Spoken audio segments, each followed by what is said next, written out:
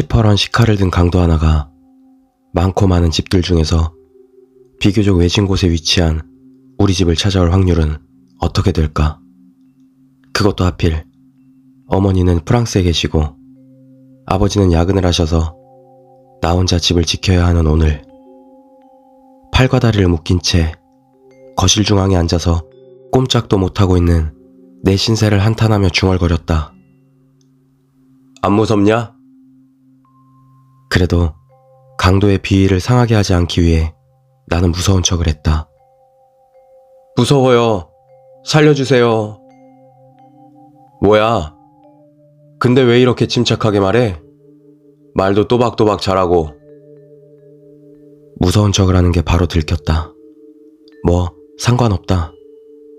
잠깐의 대화였지만 살인을 할 만큼 나쁜 사람으로 보이진 않았다. 그러게요. 누굴 닮아서 그런지. 녀석 말하는 것 좀 봐라. 강도는 그렇게 말하고는 다시 거실 주변을 뒤지기 시작했다. 나는 무사히 살아남아서 강도의 정체를 추리해낸 뒤 내일 아침 기쁜 마음으로 경찰에 신고를 할 것이다. 강도가 뒤지는 곳이라고는 아버지의 서재와 내 방이 전부. 돈은 확실하게 노리지 않는 것으로 보였다. 지금 시간이 밤 11시인 것으로 봤을 때 강도치고는 꽤 빨리 우리 집에 들어왔다. 아마도 우리 집에 나밖에 없다는 사실을 아는 게 분명했다. 강도가 우리 집에 대해서 조사를 많이 한 강도인 것을 추리해낼 수 있다. 한참을 생각하는데 아버지의 서재에서 강도 녀석의 소리가 들려왔다. 드디어 찾았네. 벌써 원하는 걸 찾은 건가? 이제 돌아가려나? 아직 누군지 감도 못 잡았는데. 강도는 한 손에 서류가 담긴 종이봉투를 들고 아버지의 서재에서 유유히 걸어 나왔다. 그 봉투가 뭔지는 잘 모르겠지만 오늘 아침 아버지가 서재에 두고 가신 봉투가 분명했다. 뭘 찾았는데요? 눈 없냐? 그러니까 그게 뭔데요? 참 나란 녀석은 겁도 없다. 무식하지도 않은데 왜 이리 용감한 걸까?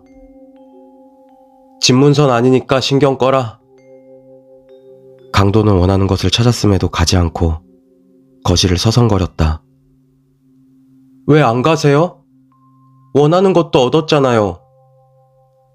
나는 거실을 돌아다니며 이것저것 구경하는 강도를 보며 말했다. 원하는 것을 얻었으니까 안 가는 거야. 강도는 이렇게 말하고는 거실과 내 방 사이의 통로에 놓인 가족사진 근처로 갔다. 아버지, 어머니, 그리고 내가 담긴 화목해 보이는 우리 가족사진이 벽에 걸려 있었다. 사실 화목해 보이는 것이다. 물론 나와 아버지의 사이, 나와 어머니의 사이에는 문제가 없다. 아버지와 어머니 사이에 문제가 있을 뿐. 아버지는 어머니를 사랑해서 결혼한 것으로 보였으나 어머니에게서는 아버지를 사랑하고 있다는 느낌을 전혀 받을 수가 없었다.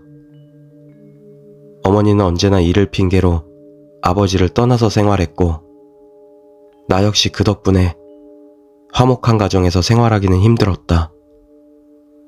그렇게 어렸을 때부터 어머니보다 아버지와 함께 생활해서 그런지 나는 아버지가 불쌍했고 그렇기에 더욱 아버지를 잘 따랐다. 아빠랑 별로 안 닮았네? 네, 별로 안 닮았어요. 부자지간이라고 해서 무조건 외형적으로 닮으란 법은 없으니. 무시해서 이득될 게 없다고 생각된 나는 강도의 말에 친절히 대답해줬다. 좋겠네, 너네 아빠. 가족 사진도 찍고 나는 찍지도 못했는데. 뭐가요? 내 아내를 죽였거든. 강도는 갑자기 화가 나는지 거울 속의 아버지를 주먹으로 쿵 치며 말했다. 강도의 갑작스런 행동에 놀라긴 했지만 그래도 중요한 사실을 알아냈다. 아무리 뛰어난 의사라고 해도 매번 100%의 성공률로 수술을 할 순 없다. 그리고 그것은 우리 아버지한테도 해당된다. 아버지는 최근에 어떤 수술을 실패하신 것 같다. 그리고 그 수술의 대상은 아마도 저 강도의 아내일 것이다. 그리고 이 추측이 사실이라면 내 목숨이 위험해지는 것은 당연했다. 강도가 복수심으로 아버지의 아들인 나를 죽일 수도 있으니까. 절 죽일 건가요? 강도는 나를 돌아봤다. 복면 뚫린 구멍으로 녀석의 눈이 웃고 있는 게 보였다. 네가 보기에는 50%요. 100%야. 강도는 그렇게 말하고는 내 방으로 들어갔다. 나는 더 이상의 큰일을 막기 위해 강도를 설득해야 했다. 나름 어렸을 때부터 말을 잘하는 재능이 있었던 나였기에 어느 정도 사람을 설득시키는 데 있어서는 자신이 있었다. 저기, 강도 아저씨. 왜 그러냐? 의학적인 실수로 억울하게 가족을 잃은 아저씨 마음은 잘 알겠는데 그것 때문에 아버지 또한 상처를 받으셨어요. 아저씨가 우리 아버지나 다른 누군가를 해코지한다고 해서 죽은 아내가 돌아오는 건 아니에요. 강도 아저씨의 얼굴이 순간 진지해졌다.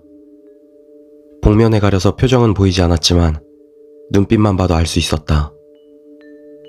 아내가 살아나진 않지만 다른 사람을 살릴 수가 있어.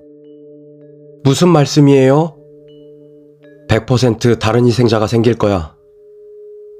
저희 아버지가 일부러 아저씨 아내를 죽였단 말인가요? 아버지는 그럴 뿐이 아니에요. 강도 아저씨는 내 말을 무시하더니 거실에 걸린 벽시계를 보며 엉뚱한 소리를 했다. 너 평소에 몇 시에 자냐? 몇 시에 자냐고? 12시에서 1시 사이에 자는데요. 거의 지금 시간에 자요.